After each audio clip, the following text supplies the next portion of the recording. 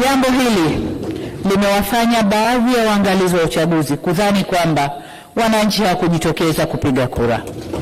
Mheshimiwa Spika, pamoja na kuwa uchaguzi ulifanyika, kulitokeza vurugu za uvunjifu wa amani ambao ulisababisha uharibifu wa mali, kupoteza maisha na kuhatarisha usalama wa nchi. Tunapoenda mbele, ni wasihi sana wa Tanzania tuongozwe na dhamira ya maelewano, ushirikishwaji, kujirekebisha na umoja. Kwa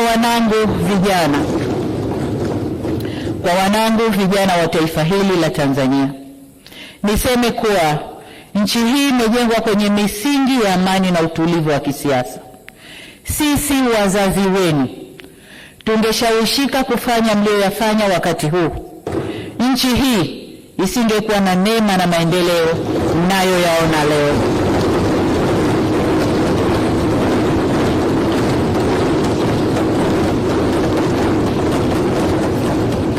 Mheshimiwa Spika, nataka nirudie hilo kwa wanangu vijana wa taifa la Tanzania.